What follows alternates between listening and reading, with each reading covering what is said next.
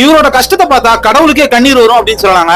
So உலக மக்களையே சிரிக்க வச்ச சார்லி சாப்ளின் அவரோட சாப்பாட்டுக்கே வழி இல்லாத இருந்து எல்லாமே அடைஞ்சு எல்லாமே சந்தோஷமே இல்லாத ஒரு வாழ்க்கைய அடைஞ்ச ஒரு மனுஷன் தான் சார்லி சாப்ளின். அவர் பிறந்ததுக்கு அப்புறமா இவங்க 2 பேருமே டைவர்ஸ் ஆயிடுதுங்க.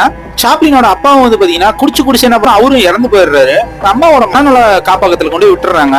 சின்ன வயசா இருக்கும்போது படுத்த படுக்கையா இருக்கக்கூடிய ஒரு சூழ்நிலை ஏற்பட்டிருக்கு. 16 வயசு பொண்ணான ஹாரிஸ் அப்படிங்கிறவங்க இவர் கல்யாணம் பண்ணிக்கிறாருங்க. இவருக்கு வந்து ஒரு குழந்தை பிறகுது. அந்த பிறந்த குழந்தை சின்ன வயசுல இறந்துருது.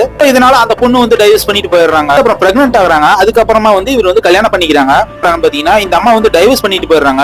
கோர்ட்ல வந்து கேஸ் போடுறாங்க. 3வதா தன்னோட 47வது வயசுல பாலட் அப்படிங்கிற ஒரு பொண்ணை ரகசியமா கல்யாணம் பண்ணிக்கிறாரு. இருந்தாலும் அவங்க டைவர்ஸ் பண்ணிட்டு போயிடுறாங்க. 4வதா வந்து லிவிங் டுகெதர்ல இருக்காங்க. 5வதா வந்து கல்யாணம் பண்ணிக்கிறாங்க.